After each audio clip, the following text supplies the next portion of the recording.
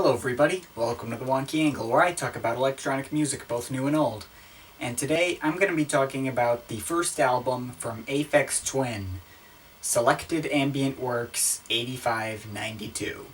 Aphex Twin is another one of those names that really shouldn't need an introduction if you have any passing interest in electronic music. And he's not like Daft Punk, who you probably already know, but I wouldn't really say you have to know who he is. No, you have to know who Aphex Twin is if you like electronic music. And most fans of electronic music already do. I did say in my review of Homework that Daft Punk had a huge influence on electronic music. They mainly had a big influence on like dance and pop music. Aphex Twin, he was a game changer in actual electronic music. Maybe even the biggest since like Kraftwerk and Brian Eno. Without Aphex Twin, we wouldn't have people like Boards of Canada or Square Pusher.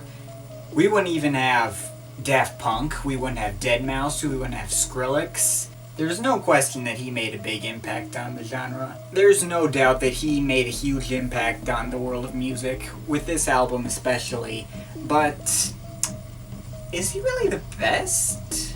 Fact remains, IDM is a genre that just has so many unbelievably good and talented artists.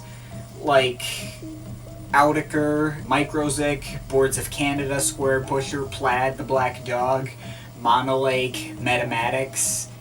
Check out Metamatics, by the way, they're awesome. Sure, he was one of the first, but when all his contemporaries are as good as well, I feel compelled to praise them more as they don't get as much attention. I'm not going to be making any huge statement by saying, I think Aphex Twin is great. I think pretty much all of his albums are must-listens. Oh yeah, I'm far from the only person who said that. And we don't get even as close to as many people praising people like Metamatics. I've known about Metamatics longer than I've known about Aphex Twin. But I'm not here to talk about like the rest of the IDM world. No, I'm here to actually talk about the big guy. I'm gonna be addressing the elephant in the room, Aphex Twin. Yeah, in case you didn't already figure it out, I think this album is amazing. Big surprise. This album just seems to exist in its own little universe. Like, all these songs are driven by synth melodies and 808 beats, occasionally vocal samples and the like. And everything is just soaked in reverb. Everything's echoing. It's like you're just in the middle of some big isolated space and you're all by yourself, but this ain't so bad. So, specific songs. Well, first of all, there's Xtal. It's got a bunch of, like, these shifting synth chords. There's washes of ambient pads, and some pretty cool 808 beats, too. Very subdued and relaxing atmosphere. This song sets the tone for the album. Then we got Thaw. That one's not quite as welcoming as Xtal, but it is still pretty dang cool. It's mostly driven around this pretty simplistic 808 beat. It's got some synth bass tones going out through it, and then a couple of vocal samples sprinkled here and there. The song goes on for 9 minutes, but it's constantly changing, and it justifies its length. Now, two of my favorite songs on this album, we got Pulsewidth and Schottkey, Seventh Path. Pulsewidth is instantly recognizable because of that sequence of synth chords at the beginning.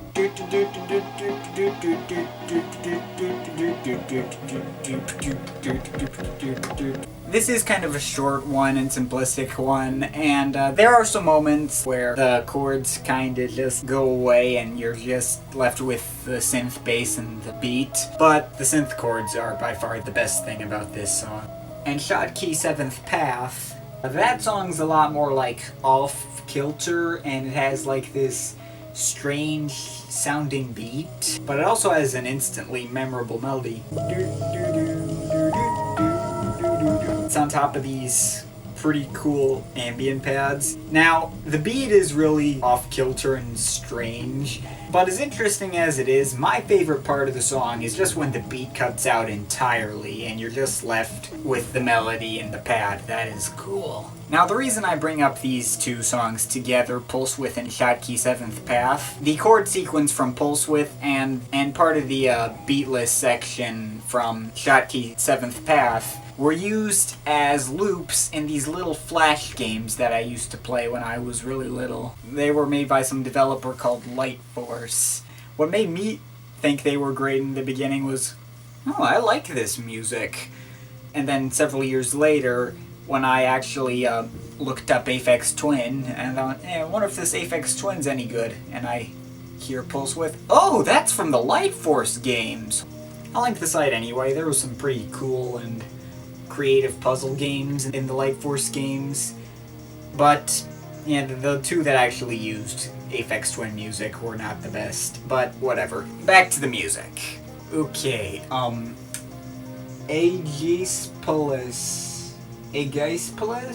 I'm gonna go with that. Ageispolis. That's another cool one. It's another one that has a cool synth melody at the beginning.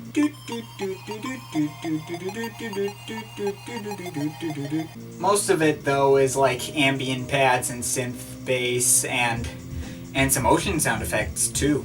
I is just the ambient pad without anything else. It's kind of just an interlude. It's a cool one, though.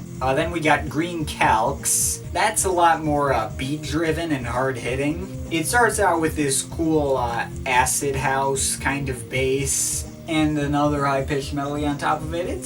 The melody's not the best on the album, but it's good. The interesting thing about this song, though, is that there are several moments in this song that the melody and all that stuff just cuts out, and there are several long moments that are just the beat, with occasionally this creepy robot voice saying the song title.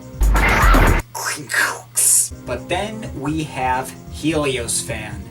This song's awesome. It's centered around an ambient pad that has a pretty catchy chord progression, and occasionally you have like this little synth melody on top. And a really energetic and fun beat, too. And then there's We Are the Music Makers. This one doesn't start out particularly interesting. The bass line isn't that catchy. It doesn't actually start getting catchy until the synth chords start coming in 30-45 seconds in or so. Also, this song uses a sample from Willy Wonka and the Chocolate Factory quite a bit. Not the first time I've heard that sample. I also heard it on 808 State Nefertiti. We are the music makers. We are the music makers. Okay, then there's Ptolemy. This one also isn't all that interesting. It starts out with the beat, kinda simplistic, but the melody is really catchy to make up for it. Then there's Headphelium. There's this really high-pitched ambient pad and this really hard-pounding kind of industrial-ish beat. It gets kind of grating on me. Probably my least favorite on the album. Then there's Delphium. This one's not hugely memorable, but it has some synthesizer string effects. And then finally we got Actium. Actium combines a lot of the best qualities of the other songs. Like, the beat's very simple, kind of like Thaw and Xtal, but the melody is pretty catchy too, like Schottkey 7th Path, and also the bass line is great. Easily the catchiest bass line on the album. This song admittedly doesn't change all that much over the course of 7 minutes, but just the melodies are all great, and the atmosphere is great, and it doesn't get old for me. Overall though, it's pretty obvious why this album is widely considered to be one of the best in the genre. Great melodies, great beats, and a really compelling atmosphere that just makes this album seem to zip by, despite the fact that several songs are 7 minutes, one 9-minute song. Even though there are songs that are longer and repetitive, you don't get bored of them because you like the melodies, you like the beats, you like the atmosphere. There really isn't anything not to like about this album. If you haven't checked out this album already, you'd be wise to do so as soon as possible. Overall, feeling a solid 9 out of 10. Favorite tracks: Xtal, Thaw, Pulsewidth, Ageispolis, Heliosphan, Schottkey 7th Path, Ptolemy, and Actium.